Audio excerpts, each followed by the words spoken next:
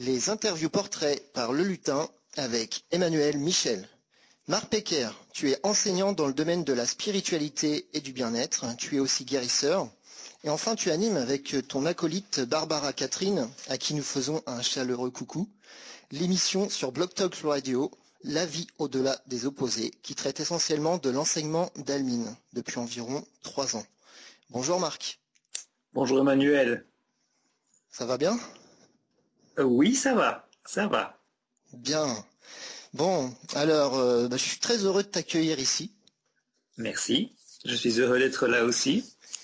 Et j'espère que tu prendras plaisir dans cette émission, une nouvelle émission qu'on vient de lancer. Uh-huh.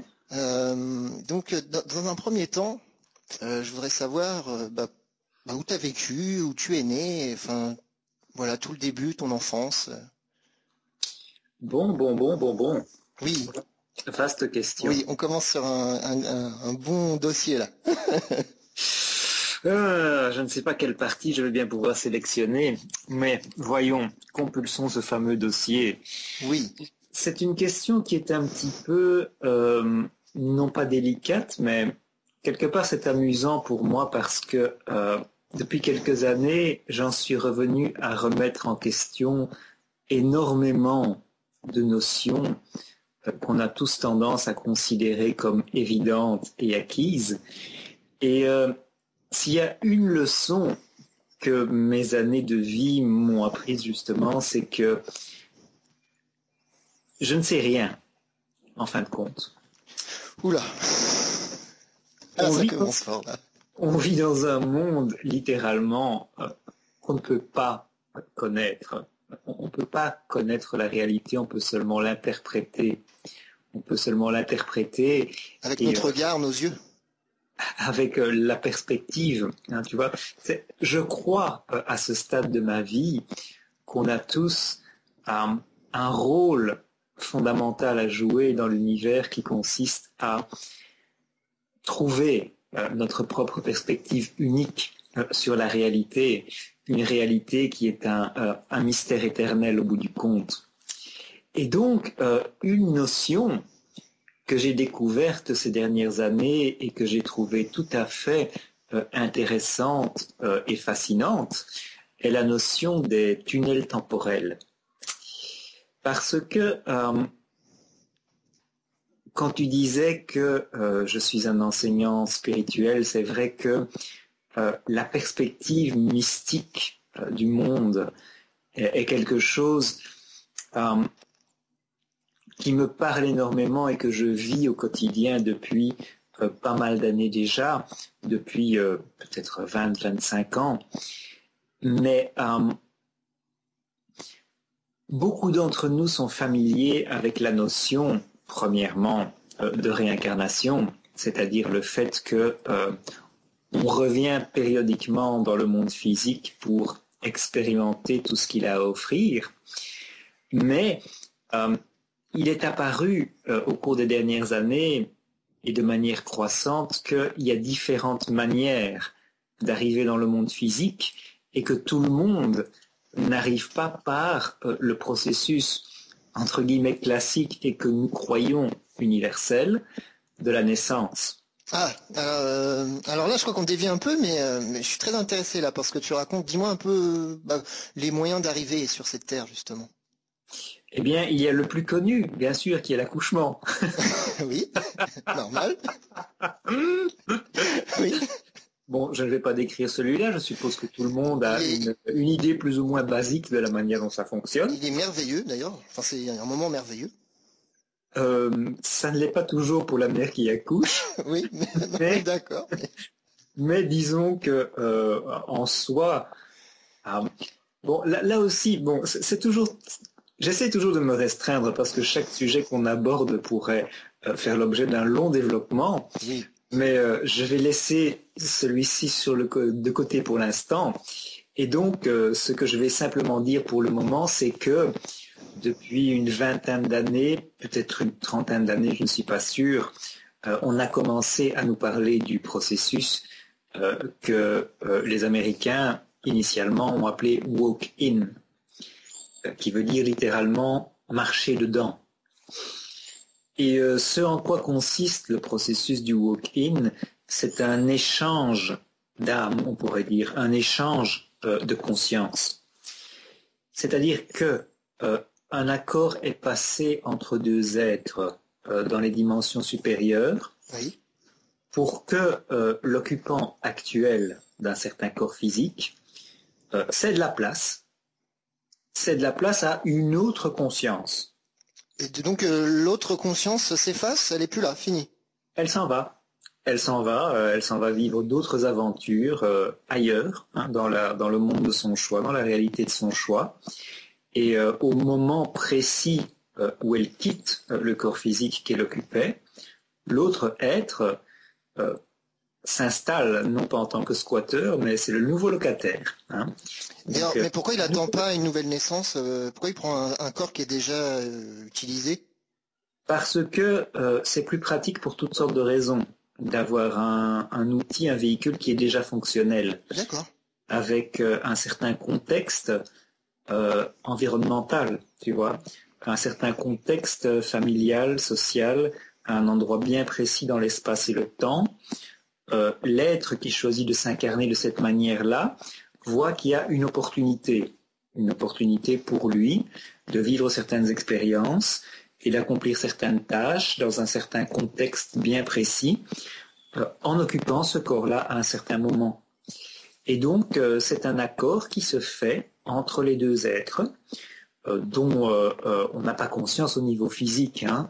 Ce serait un petit peu difficile, je crois, si les gens qui passent ce genre de contrat en étaient conscients dans leur aspect physique. Donc c'est dans les dimensions supérieures que ça se négocie. Hein. C'est quelque chose qui apparemment existe aussi chez les animaux d'ailleurs. Ça c'est quelque chose que j'ai découvert tout à fait récemment. Ce genre d'échange se produit chez les animaux aussi, chez les animaux domestiques en tout cas, hein, ceux qui sont proches de l'homme, ceux qui partagent la vie de l'homme. Mais alors, tu as voulu aborder ton enfance, ton adolescence, ta naissance, enfin, tout ça sur cet angle-là en fait. Presque, parce que on m'a dit il y a quelques années, oui.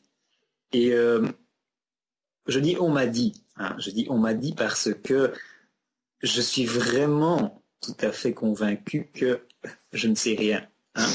Ok. Mais l'enseignante, la grande mystique que j'ai suivie pendant plusieurs années, Almine, m'avait dit il y a quelques années de cela que moi j'étais arrivé sur Terre par un processus qui est encore différent de ces deux-là, qui est le tunnel temporel. Et ce en quoi consiste un tunnel temporel, c'est que l'être qui choisit de venir sur Terre de cette manière-là arrive sur Terre avec un corps physique adulte, mais ce n'est pas par le processus du walk-in. Il n'y a pas un échange d'armes. On se matérialise. On se matérialise en venant d'un autre plan dimensionnel, oui. Ou d'une autre époque même. On se matérialise avec un corps physique adulte. Déjà tout prêt. Déjà tout prêt. Et comme il faut bien fonctionner d'une manière ou d'une autre, parce que ça risque d'être un petit peu déstabilisant pour toi d'abord, hein, si tu arrives comme ça, pouf. Oui, d'où je débarque là. Voilà, en atterrissant tu arrives avec une mémoire implantée, c'est-à-dire un ensemble de souvenirs tout à fait cohérents depuis ce qui serait censé être le moment de ta naissance. Et les gens qui vont constituer ton entourage familial reçoivent eux aussi ce type d'implant mémoriel, c'est-à-dire qu'ils reçoivent des souvenirs fictifs qui sont destinés à correspondre parfaitement à ceux que toi-même, l'être qui arrive, tu as programmé pour toi. D'accord, mais alors comment ça se passe au niveau des papiers, de l'hôpital et tout ça? Si t'es pas né dans un hôpital c'est pas très difficile quand tu peux te matérialiser un corps physique, de matérialiser des papiers, D'accord, ok. des photos et toutes ces choses-là. Et donc ça arrive dans le bureau où il y a les papiers des naissances et tout ça, et ça arrive comme ça matérialisé, et puis... Ça arrive partout, ça doit arriver. D'accord, ok, waouh. Ah ouais, ça, là tu nous mets du lourd là. C'est une perspective vraiment très intéressante et je sais qu'il y a encore d'autres manières. Hein. Il y a encore d'autres manières, par exemple, dans les temps vraiment anciens, quand la fréquence de la Terre était beaucoup plus haute qu'elle ne l'est actuellement, ce qui veut dire que la Terre était beaucoup plus éthérique qu'elle n'était physique. Oui. Un des processus qui était utilisé était que des gens se rassemblaient pour méditer ensemble, pour matérialiser un corps, pour une âme qui voulait s'incarner. Et donc, ça se faisait de cette manière-là aussi. Ça ne se fait plus. Ah non, actuellement, ça se fait pas. Hein. Ou si ça se fait, en tout cas, je suis pas au courant. Ok, bah merci de nous ouvrir des perspectives nouvelles sur la naissance, l'arrivée sur cette belle terre. Voilà, alors cette très très longue introduction pour te dire que je vais partager mes souvenirs, ma biographie avec nos auditeurs. Tes mémoires intégrées. Tout à fait. Donc, est-ce que j'ai vraiment vécu cette vie-là ou pas? En fin de compte, je n'en sais rien. Je n'en sais rien. Et mais à partir de quel moment tu vis une vie incarnée, en fait, finalement? Oui, donc d'après ce qu'Almine m'avait dit, je serais arrivé en 89 et en 89 j'avais 23 ans, hein, donc je serais arrivé à l'âge de 23 ans, entre guillemets. D'accord. Je vais dire que au niveau de l'expérience de vie qui a été la mienne jusqu'à maintenant, au niveau du travail accompli, en fin de compte, ça ne fait pas grande différence. Oui, c'est-à-dire tu vis comme si c'était un enfant qui naissait à zéro. Exactement. Et donc tout ce que j'aurais été censé vivre, ou peut-être que j'ai vraiment vécu, hein, qui sait, depuis le moment supposé de ma naissance, tant que ces mémoires-là sont présentes, inévitablement, elles m'affectent comme si j'avais vécu tous ces événements. Hein. Oui. Donc en fait, on se rend bien compte que tout est mémoire, énergie, oui. Et que finalement, ça influence grandement notre parcours. Exactement. Tout est information, en fin de compte. Ouais. Tout est information et donc, ça ouvre énormément de perspectives. Hein. Ça ouvre énormément de perspectives parce que ça nous fait comprendre que agir sur l'information nous permet vraiment de changer notre expérience de vie.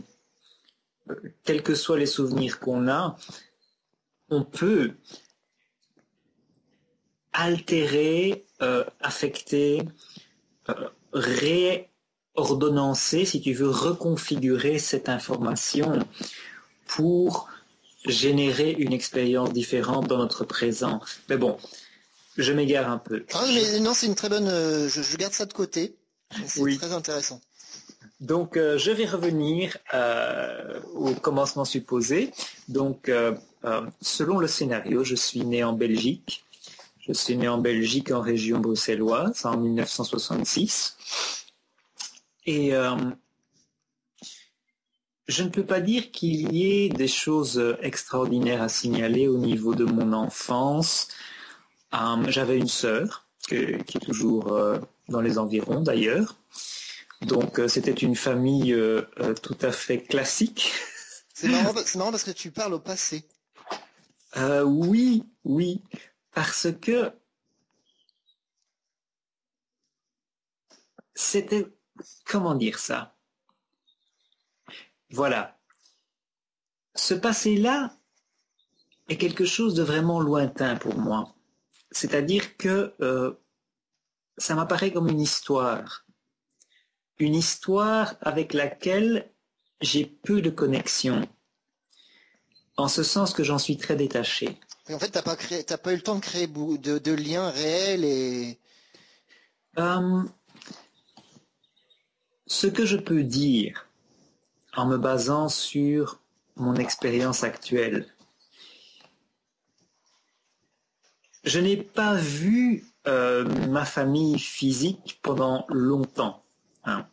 Il y a eu une grande interruption dans mes relations avec eux pendant, oh là là, une bonne vingtaine d'années, je vais dire. Hein. J'ai renoué avec eux récemment, il y a 2 ans à peu près. Et quand je les vois, je vais dire que je les vois avec plaisir. Mais les choses sont très différentes pour eux et pour moi dans cette expérience. Tu vois, pour eux, c'est un pur bonheur de me revoir. C'est un pur bonheur. Oui. Et ils sont très attachés à ça. Hein. Pour moi, c'est un bon moment.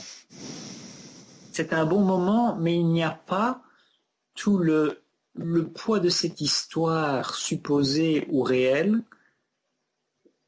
que je traîne derrière moi et cette énorme charge émotionnelle. Ouais, c'est ce que j'allais dire. Moi, ce sont des êtres que je rencontre et à qui je donne tout ce que je peux donner pendant le moment où je suis avec eux. Mais si on me dit demain que je ne vais plus les voir, je suis tout à fait OK avec ça. Ok, et tu penses, et ça, c'est avec toutes les relations que tu as en général, tu n'as pas d'attachement émotionnel? Non, je n'irai pas jusque-là. Ah, non, parce que non, je. Non, je n'irai pas jusque-là. J'ai des attachements, mais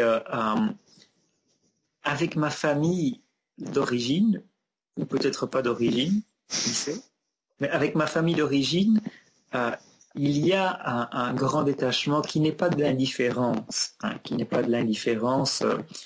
je travaille par exemple régulièrement pour mes parents en guérison et avec de très beaux résultats.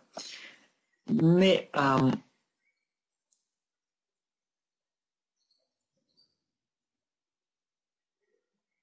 il n'y a pas cette espèce de lien exclusif, extrêmement viscéral, que la plupart des gens ressentent avec leur famille. D'accord, donc mais ça explique clairement ce que tu nous as expliqué sur ta naissance en 89, à 23 ans. Ça, c'est une possibilité. Hein. Je le sens comme ça, moi, mais bon. Ok, d'accord. Non, mais ça expliquerait un peu ça aussi, à mon avis. Oui, enfin, une autre possibilité qu'en 20 ans, j'ai eu tout le temps de travailler sur le détachement. Oui, aussi. Mais bon, je dois dire aussi que au moment où j'ai cessé d'avoir des contacts avec ma famille, je n'avais pas ressenti ça comme un grand déchirement, tu vois. C'était ok, c'était comme ça, c'était une nécessité du moment, mais c'était pas un drame pour moi. J'étais assez triste de l'effet que ça avait sur eux parce que ils le vivaient très mal. Mais pour moi, ça n'était pas du tout quelque chose de dévastateur. C'était la chose juste à faire à ce moment-là. Bon, alors.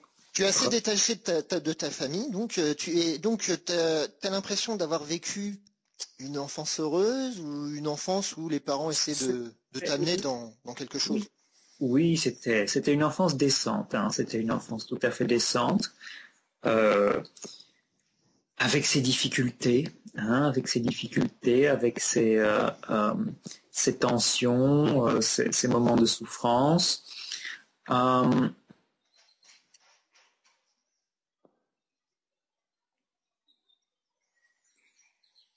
Je suis en train de faire le tri là pour voir de quoi je vais parler parce qu'on. J'apprécie ces moments de silence justement. On devrait en avoir plus souvent. On peut parler de tant de choses, tu vois. J'ai eu un parcours scolaire qui est du genre premier de la classe. Donc tu étais un élève studieux. J'étais plus qu'un élève studieux, j'étais un élève assez brillant. Un surdoué, quoi, un doué. Surdoué, non, j'étais pas dans la catégorie de ce qu'on considère comme surdoué, mais j'étais incontestablement doué. Brillant. Oui. J'avais probablement une motivation. Bon, disons que j'étais. Ok, donc les souvenirs reviennent là. Oui. Quand j'étais à l'école primaire, j'étais un enfant compétitif. Oui. Et le fait d'avoir un père instituteur a certainement joué un rôle là-dedans. Mais le système en lui-même amène à être compétitif aussi. Tout à fait, le système en lui-même encourage ça vraiment au maximum. C'est quelque chose dont je me suis beaucoup détaché quand j'étais dans la phase suivante dans l'enseignement secondaire. C'est-à-dire lycée ou faculté? Lycée, bon, en Belgique ça s'appelle pas lycée, mais l'équivalent effectivement en Belgique du lycée. D'accord. Je me suis fort détaché de cet aspect compétitif parce que j'en ai vu le sens critique commençant à venir avec l'adolescence.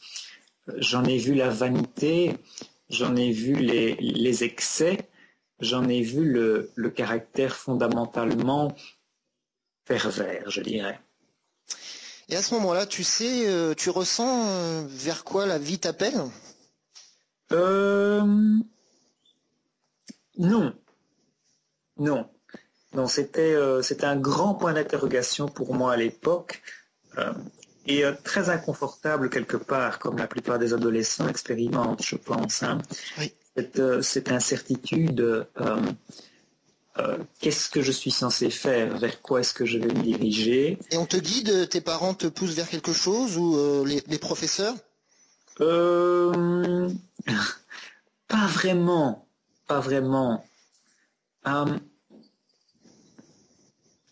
l'époque, tu vois, il y avait une espèce de... c'était les balbutiements à l'époque de l'informatique. Et donc, le potentiel que l'informatique allait avoir dans l'avenir était déjà bien perçu.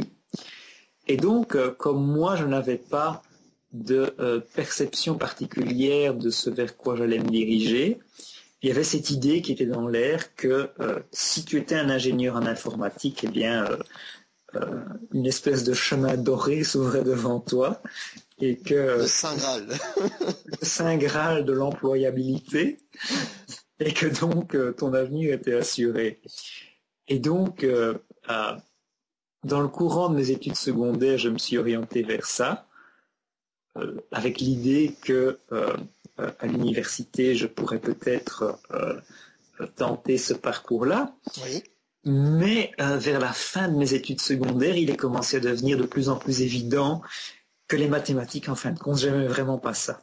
Bon, ok. Et bah ouf, voilà, à un moment donné, de s'en rendre compte, ça doit soulager. Oui. Et en dernières années, j'en suis arrivé à la conclusion que je ne me voyais vraiment pas, je ne pouvais pas m'imaginer en train de consacrer ma vie aux mathématiques pendant 5 ou 6 ans. Et donc, je me suis réorienté. Et là, tu vas faire quoi? Eh bien, comme je n'avais toujours pas d'idée très claire de ce que je voulais faire, j'ai fait le droit. Comme ça, par défaut ou encore? C'était un peu par défaut, hein, parce que c'est bien connu, le droit mène à tout, Oui. à condition d'en sortir. Mais c'était encore une fois un truc très vague, tu vois. C'était, ok, j'aurais un vaste choix de possibilités quand j'aurai terminé mes études, un vaste éventail, un large éventail de possibilités. Ça, c'est marrant, ça me refait penser à l'interview que j'ai eue avant avec Emmanuel Stivet, qui lui aussi a été dans des études, bon, il n'avait pas forcément une grande passion pour là où il y allait, mais il se disait, ça va être confortable, je peux bien gagner ma vie, et puis voilà, mais c'est pas vraiment son cœur qui l'appelle vers ça. Non. Mais je pense qu'il y a énormément de personnes comme ça, je pense. Oui, c'est un des problèmes d'ailleurs, c'est un des problèmes de notre temps, hein. C'est que la plupart d'entre nous n'avons pas de sens très aigu de ce que sont nos véritables talents et notre véritable passion. Et donc, on choisit les choses par défaut. Bon, ceci dit, ça peut être épanouissant intellectuellement, ces choses-là, parfois. Oui, en fait, c'est une des raisons pour lesquelles j'avais choisi le droit, c'est que le programme de candidature incluait des cours de psychologie, de philosophie, de sociologie, et ces aspects-là m'intéressaient beaucoup. Hein, donc, ça faisait partie aussi de mes motivations. Et puis, la vie te donne des signes aussi. Et, explique-nous un peu les signes que tu as reçus. Disons que j'étais pas particulièrement décidé, hein. Je voyais ça comme une possibilité, et j'étais allé à l'université, à la faculté une des principales universités belges, pour visiter la faculté de droit dans une journée porte ouverte. Donc j'entre dans un de ces auditoires. Je m'installe tout à l'arrière au dernier rang parce que c'était déjà bien rempli. Et voilà, le professeur commence à faire une présentation. Hein. Et voilà qu'à un moment, mon regard est attiré vers le bas de l'auditoire, au premier rang. Oui. Il y avait une jolie jeune fille, non? Il n'y avait pas une fille, mais il y avait un jeune homme qui était assis là, qui a tourné sa tête exactement à ce moment-là. Oui. Nos regards se sont croisés. D'accord. Et j'ai reconnu un gars qui était dans ma classe à l'école, en fait, au lycée. Oui. Donc, il était là aussi. Il était là aussi pour assister à la présentation. Nos regards se sont croisés exactement à un moment où on a été parfaitement synchronisés, quoi. C'était comme si que c'était prévu. C'était comme s'il y avait eu un signal. Ouais. C'était comme s'il y avait eu un signal. Vous étiez amis à l'époque, vous vous connaissiez? Oui, il était dans ma classe. Hein. Ah oui, ok, d'accord. Oui, il était dans ma classe, donc lui a pris un tout autre chemin. Hein. Il n'a pas suivi le droit. Mais il y a eu ce moment où il y a eu un déclic qui s'est produit pour moi. Et où j'ai senti que, ok, c'était une possibilité qui était valable pour moi, qui était valide. Voilà, que c'est quelque chose que je pouvais faire, que je recevais une espèce de signal d'approbation là. D'approbation pourquoi? Alors j'ai pas trop suivi là, je crois. Vas-y, réexplique. Effectivement, le droit, c'était quelque chose que je pouvais faire. D'accord, ok. Pour toi, ce signe-là, c'était vraiment... Oui. À l'époque, je n'étais pas très attentif aux signes, comme je le suis devenu depuis. Hein. Donc, avec le recul, je peux percevoir ça sous une lumière très différente. Mais je sais qu'à l'époque, inconsciemment, ça a été très utile pour moi ce moment-là, tu vois. C'est ce qui m'a donné le feu vert, déclic définitif, qui m'a permis de dire, ok, c'est ça que je vais faire. Et bon, alors donc à ce moment-là, tu sais. Et alors tu fonces dans le droit. Oui, voilà, donc j'ai étudié le droit pendant 5 ans. En ligne droite ou avec des Non, des détours? Ça a été une ligne très très droite. Okay. Ça a été une ligne très très droite. Et la première année, j'avais étudié beaucoup. J'étais sorti de ma première... Premièrement, il faut que je dise que ma première année à l'université a été vraiment une année de pur bonheur. Parce que je sortais du carcan de l'école secondaire, et pour un jeune homme de 18 ans, l'école secondaire, vraiment, ça peut apparaître comme une prison. Et c'était tout à fait l'impression que j'avais. J'avais l'impression d'être infantilisé, déresponsabilisé, d'être dans un cadre tout à fait ridiculement étroit. Et j'aspirais à ma liberté. En fait. Une grande ouverture, une grande oui, prise de choix. Tout à fait, j'aspirais à un environnement beaucoup moins contraignant, beaucoup plus ouvert. Et évidemment, c'est ce que j'ai trouvé à l'université, parce que j'étais dans je me retrouvais dans un auditoire, je sais pas, je me souviens plus combien d'étudiants il y avait, mais je sais pas, il y en avait peut-être 200, 300.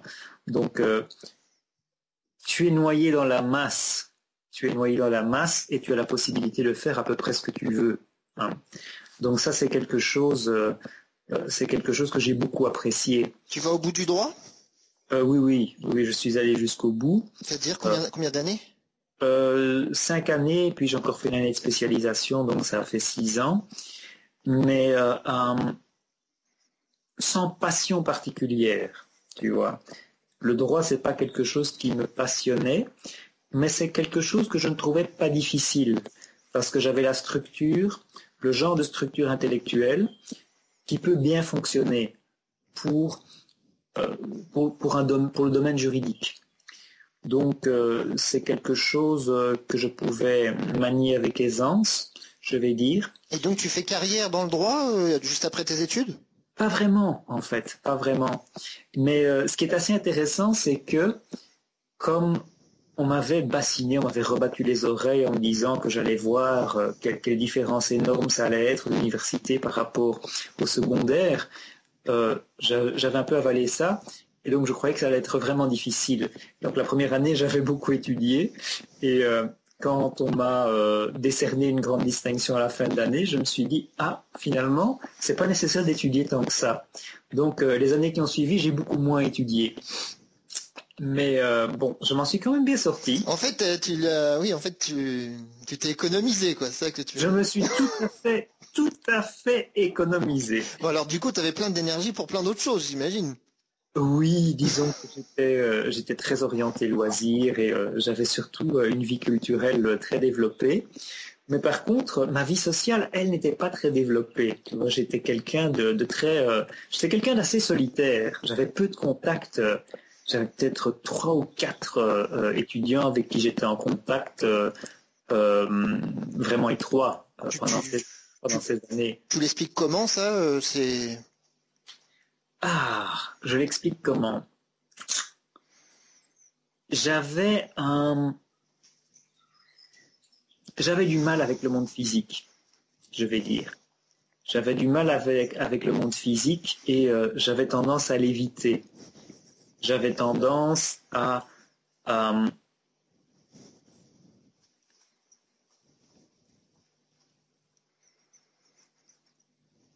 être dans mon propre monde, on pourrait peut-être dire. Un monde qui me paraissait plus sûr.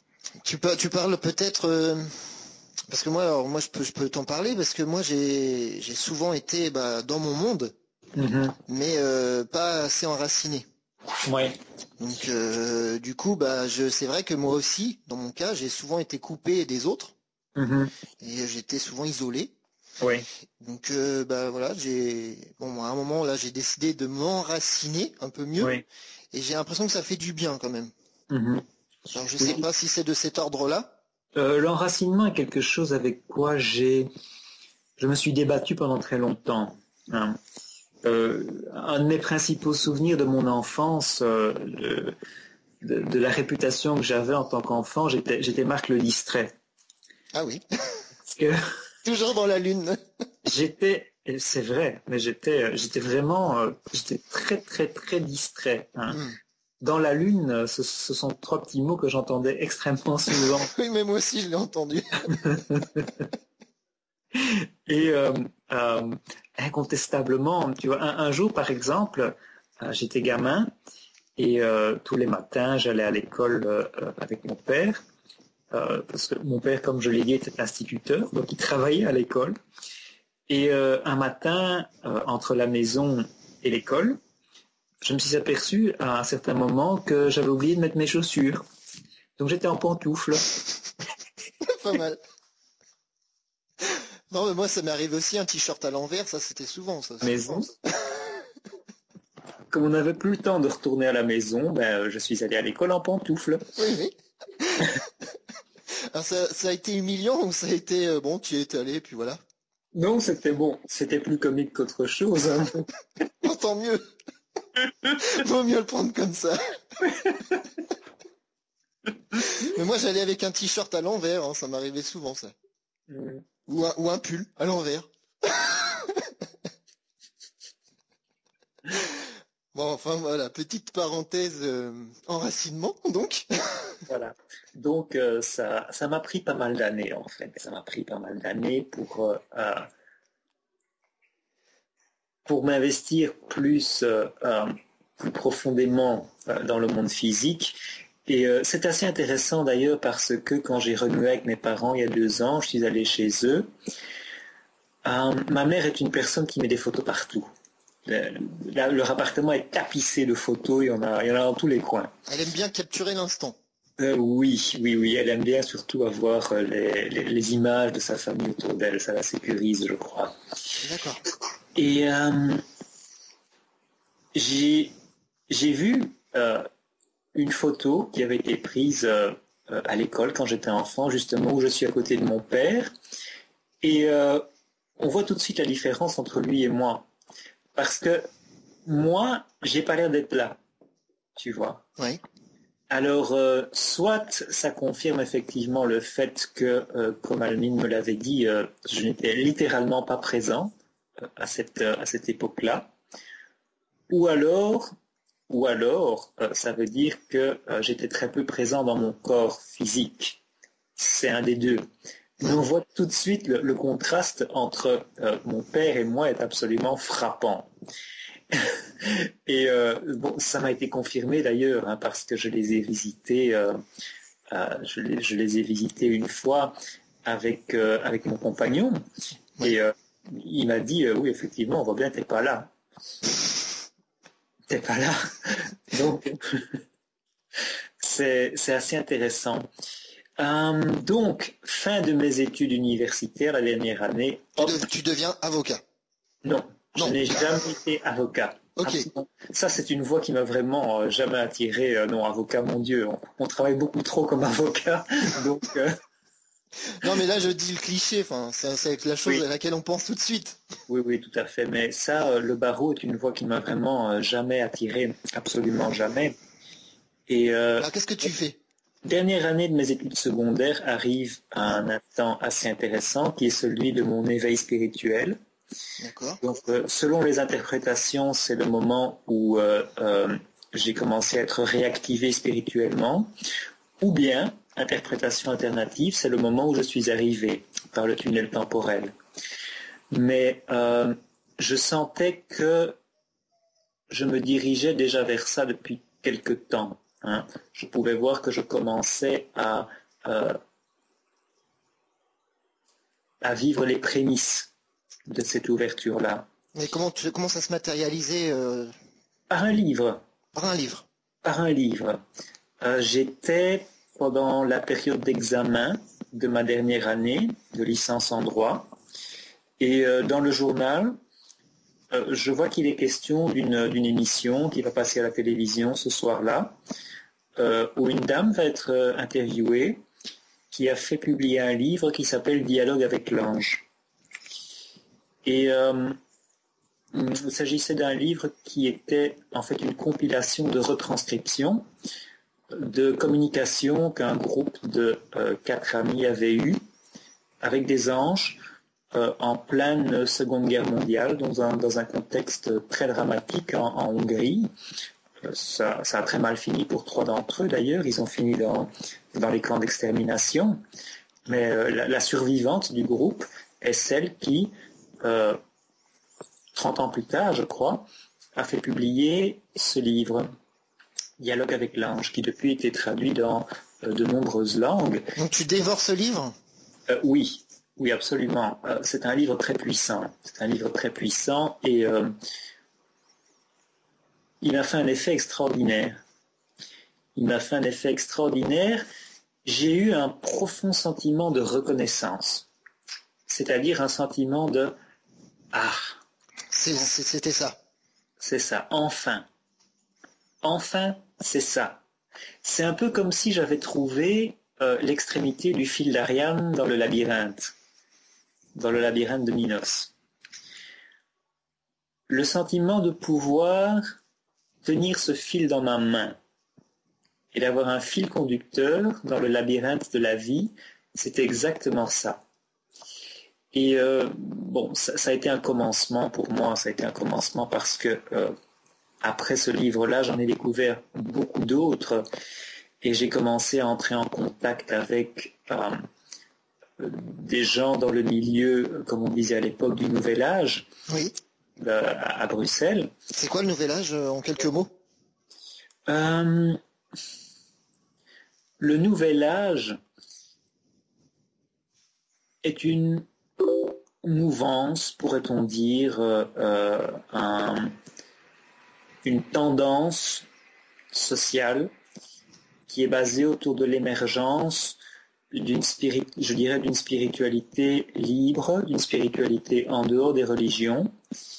Et le Nouvel Âge est quelque chose qui est loin d'être parfait, hein, et beaucoup de ses défauts ont été dénoncés depuis pas mal de temps déjà, parfois avec excès d'ailleurs, hein, parce que beaucoup de gens qui estiment qu'ils en sont sortis en quelque sorte, qui sont passés par là et qui en sont sortis, ont tendance à dire maintenant que le Nouvel Âge c'est vraiment nul, quoi, que c'est complètement bon à jeter. Donc en fait, alors tu lis ce livre et après tu es attiré sans doute par d'autres livres, d'autres personnes, tu rencontres peut-être des gens du Nouvel Âge.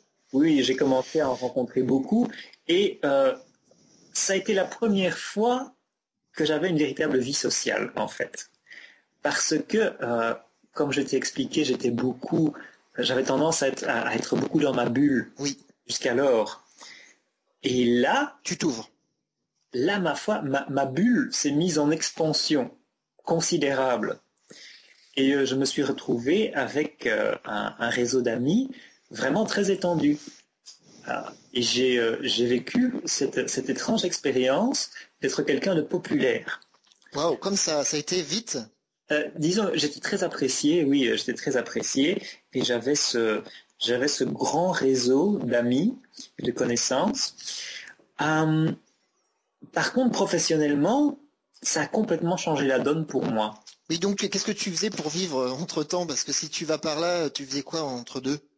Pour vivre, pour manger, pour boire, pour...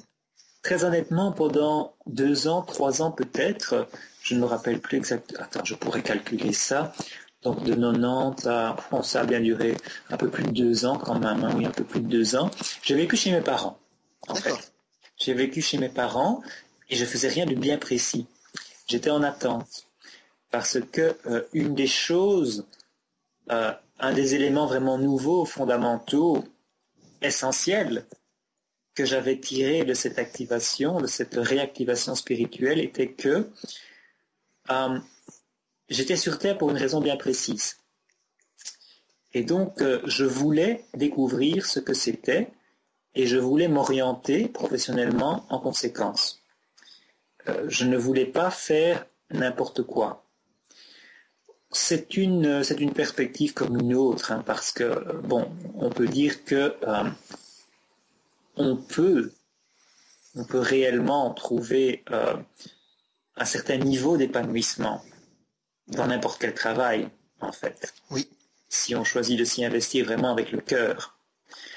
Mais moi, j'étais un peu dans cette perspective du tout ou rien, hein, en ce sens que j'étais toujours pas très confortable avec les réalités du monde physique. Et donc, je voulais avoir cette certitude que je faisais exactement ce que j'étais destiné à faire en alignement avec mon être profond. Et donc, par recherche, au fil du temps, j'ai commencé à... Tes rencontres te permettent aussi de peut-être avoir des pistes. J'ai découvert certaines pistes. Hein, j'ai commencé à m'apercevoir que j'avais des talents pour la guérison. D'accord. La communication était une autre grande piste pour moi aussi. La communication claire, la communication alignée, cohérente. Donc, une chose que j'envisageais très sérieusement, c'était la médiation. Parce que ça m'apparaissait comme une alternative au droit. Oui, mais c'est pas une branche du droit, ça? Certains juristes utilisent la médiation, comme un élément de leur panoplie. Mais la médiation, normalement, à la base, c'est quelque chose qui se situe en dehors du droit, D'accord. puisque ça consiste à aider les gens qui sont en conflit à arriver à une solution. À solutionner le problème. Exactement. Sans avoir recours justement à l'arsenal juridique. Et alors, tu te lances dans la médiation? J'aurais bien voulu, mais les choses à l'époque ont pris encore une fois un tournant assez intéressant. Tu vois, il n'y avait pas de formation à l'époque en médiation en Belgique.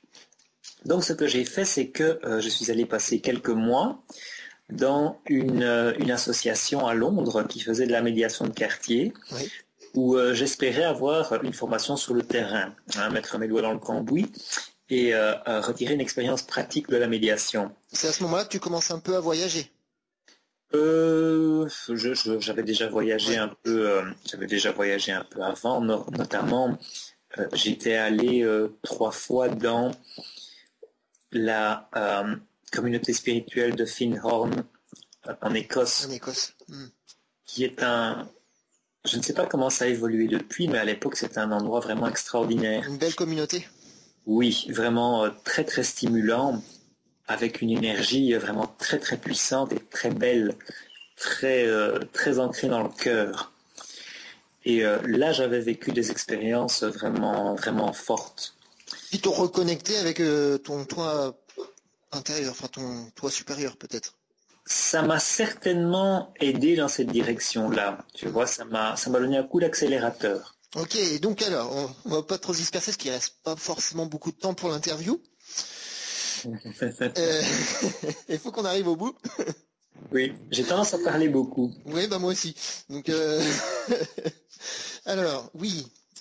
Donc alors tu approfondis donc en fait ce que ton cœur t'appelle en fait ce que tu es censé faire sur cette terre.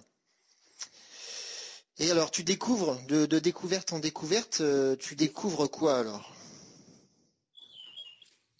Fondamentalement, la réalisation à laquelle je suis arrivé était que ma nature en tant qu'être, ou en tout cas la fonction principale qui était censée être la mienne dans cette vie, était la fonction de guérisseur et d'enseignant. D'accord. Donc j'ai commencé à m'orienter dans cette direction-là. Et alors tu vas dans des enseignements de guérison Reiki ou je sais pas. Non, je n'ai jamais étudié le Reiki. Hein. J'ai longtemps procédé de manière purement intuitive pour la guérison, Oui. avec la connaissance aussi que j'avais de l'anatomie des corps subtils et des chakras. Oui. Et j'ai vécu une rencontre fin 92. 2002? Non, 92. 1992. Ah oui, 1992. Oui. Ah oui, oui, évidemment, 1992. En décembre 1992, j'ai rencontré une dame qui allait devenir ma compagne l'année à peu près, environ un an plus tard. Oui. Un extraordinaire médium avec des perceptions vraiment époustouflantes, une très grande puissance, un très grand rayonnement, un cœur extraordinaire. Elle s'appelle Monique. Oui. Et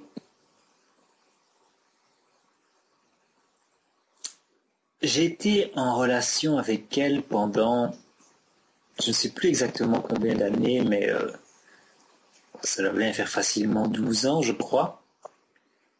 Et même après la fin de notre relation de couple, on est resté en contact très étroit pendant de nombreuses années.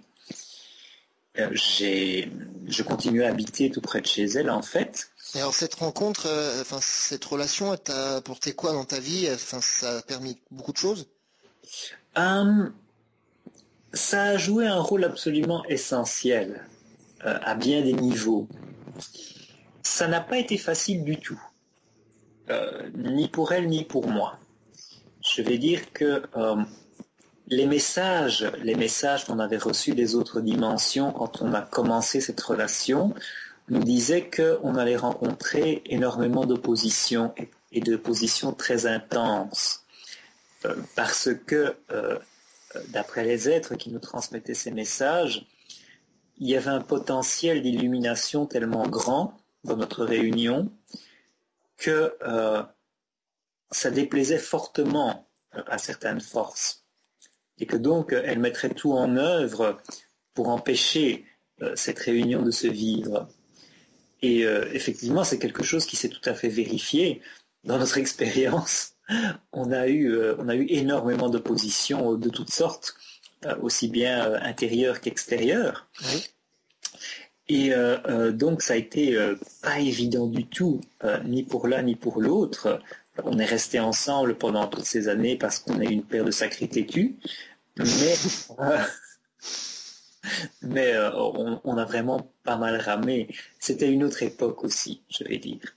C'était une époque où c'est quelque chose qu'on trouve très bien expliqué dans les livres d'Almin, c'est qu'on vient de sortir d'une période qui se caractérisait par la croissance par l'opposition. C'était le thème principal. En fait, les miroirs, en fait. Oui, la croissance par l'opposition. Maintenant, on est dans une période où le thème principal est la croissance par la grâce. Donc, c'est un contexte très, très différent où la polarisation était beaucoup plus intense. Mais au niveau de mon activité, au niveau de l'enseignement, j'ai beaucoup évolué pendant cette période parce que j'ai co-animé beaucoup de séminaires de développement personnel et spirituel avec Monique, avec toutes sortes d'outils, de thèmes différents, d'approches différentes. Et l'objectif, c'était permettre aux gens de retrouver leur chemin, d'être dans tout leur potentiel, en fait. Oui, c'est toujours le même objectif. Fondamentalement, je vais dire que c'est le but de toutes les activités qui sont les miennes à ce jour.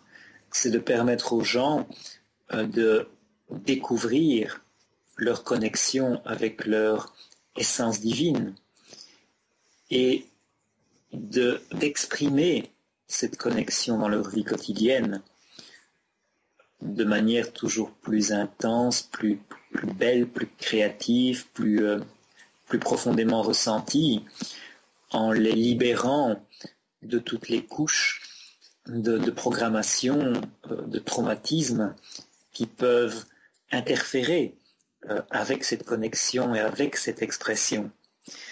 Est-ce que il y a peut-être un dernier moment critique ou un dernier moment dans ton parcours que tu voudrais partager avec les auditeurs qui vont nous écouter? Je pourrais en citer plusieurs, mais je vais en choisir un, qui est celui de ma rencontre avec Almin en 2009. Oui. 2009.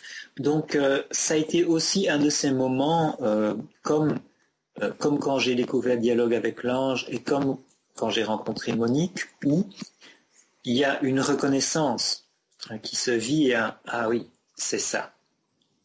C'est ça. » Et donc, j'ai été sur ce chemin mystique, ce chemin spirituel avec Almin pendant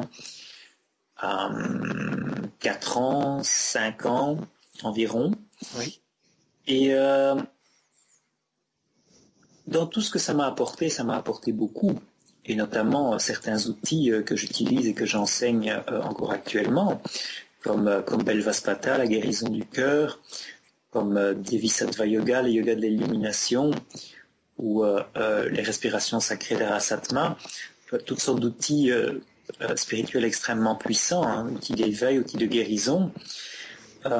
Fondamentalement, ce que ça m'a apporté, la rencontre avec mon compagnon actuel aussi, Nour, oui. Mais fondamentalement, je dirais que un des très grands acquis de cette période a été ce par quoi j'ai commencé cette interview, c'est-à-dire la réalisation que je ne sais rien. On en revient au début, là. On en revient au début. Que l'univers, l'existence est vraiment un mystère extraordinaire. Insondable. Un mystère insondable et sublime. Et la compréhension qu'on peut en avoir, c'est comme une espèce de de petite carte, tu vois, une espèce de petite carte qui peut nous amener d'un endroit à un autre pour un bref instant. C'est-à-dire que la compréhension qu'on a de ce mystère insondable nous permet de faire quelques pas. De faire quelques pas dans la danse de la vie, et ça n'a pas besoin d'être plus que ça. Ça n'a pas besoin d'être plus que ça. Ça n'a pas besoin d'être plus que de la joie ou de la joie en soi et d'avancer, faire des petits pas et Oui, continuer à entretenir ce feu à l'intérieur, quoi. exactement. Exactement. C'est ce qui permet d'alimenter le feu. C'est ce qui permet d'alimenter le feu et de ne pas stagner. Et d'ailleurs, plus on se convainc qu'on a compris, plus on se convainc qu'on sait ce qu'il y a à savoir, plus on entre dans cette terrible stagnation qui est une forme de mort. Donc, constamment remettre en question ses croyances et constamment découvrir de nouvelles possibles interprétations de la réalité est un processus vital tout à fait essentiel. Ça fait partie de ton chemin aussi.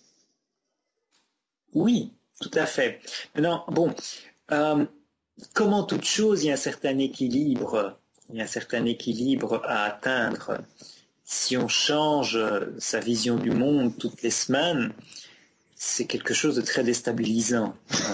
Oui. C'est quelque chose de très déstabilisant et je ne recommanderais ça à personne, franchement.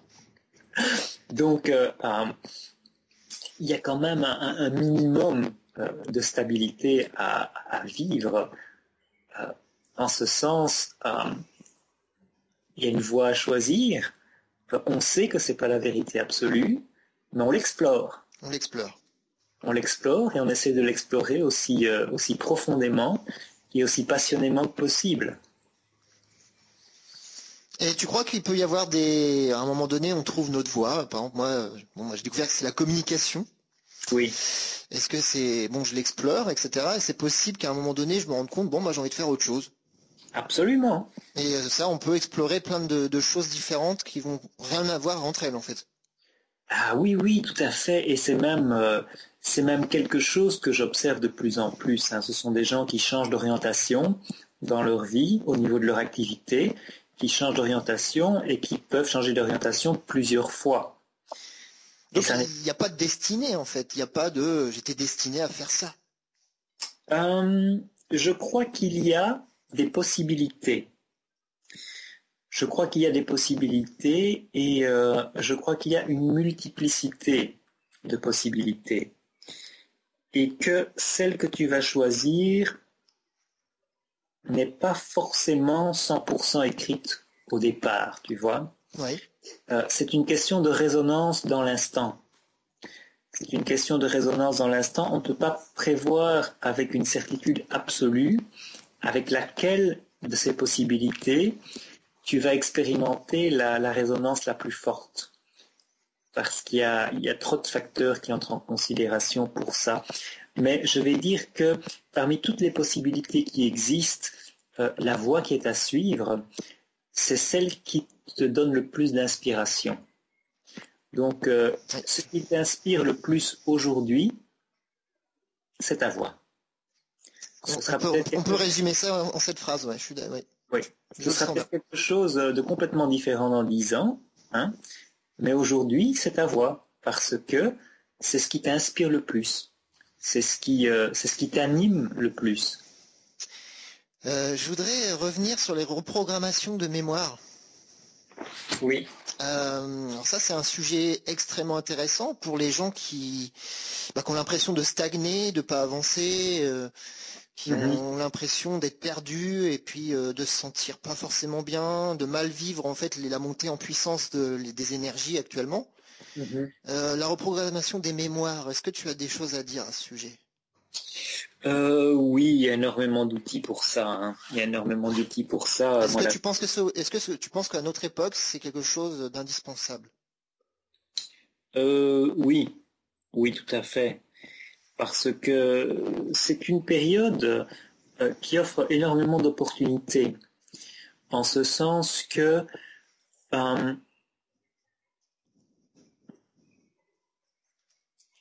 c'est une de ces périodes où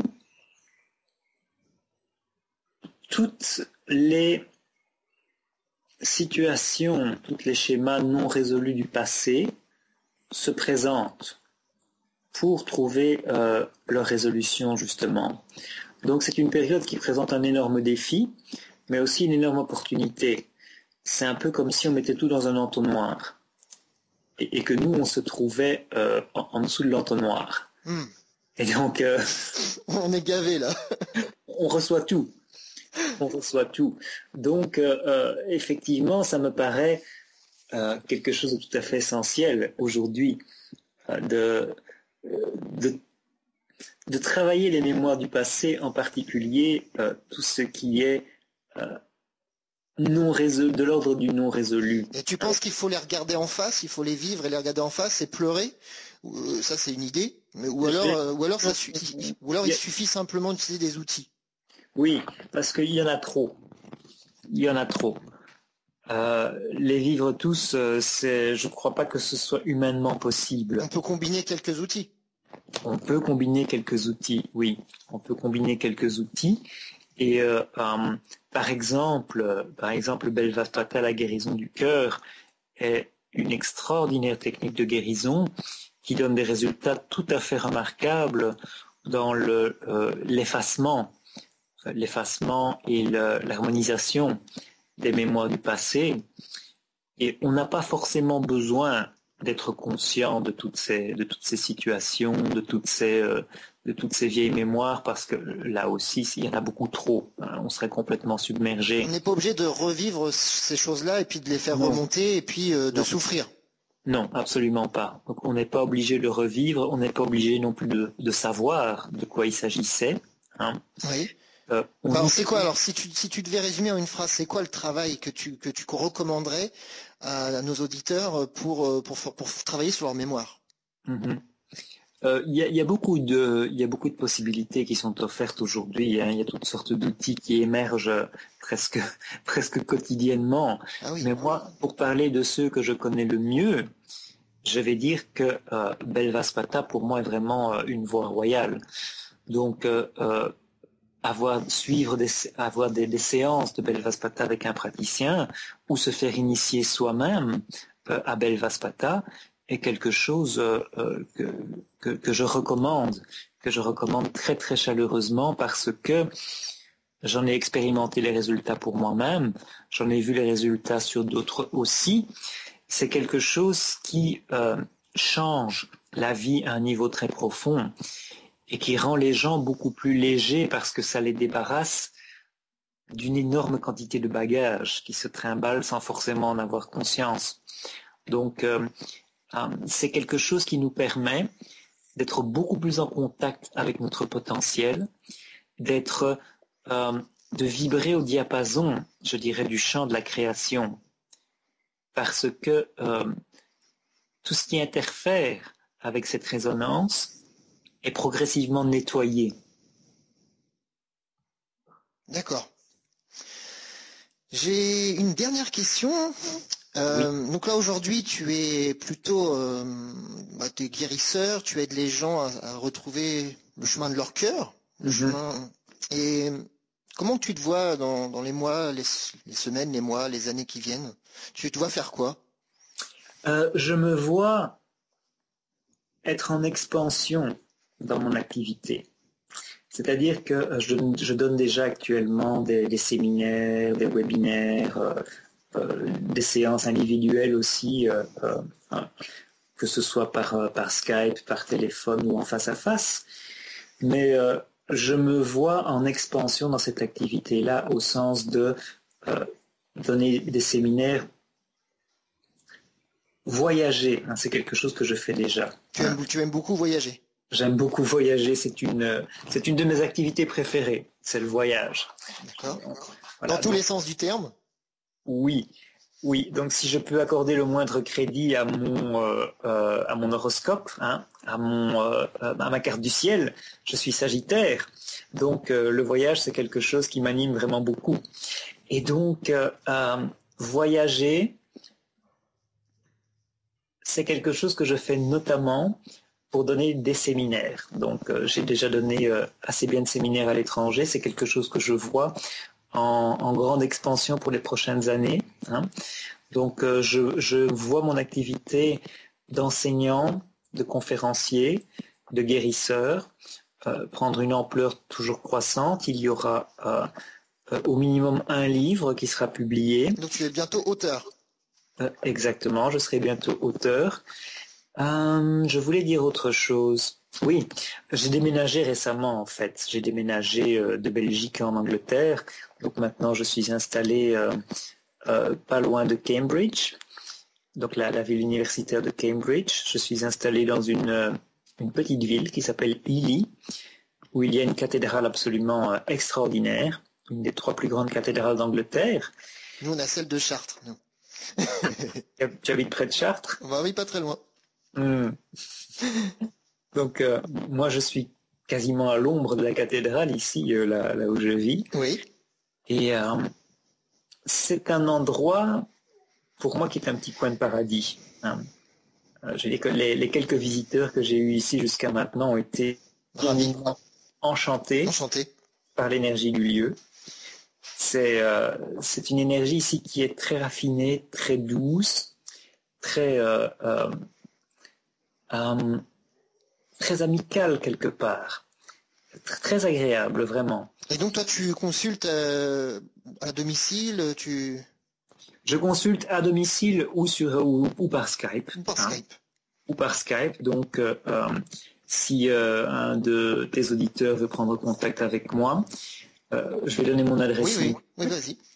Donc mon adresse email c'est pekermark@gmail.com. Oui. Et ça s'écrit P comme Pierre, EYCKER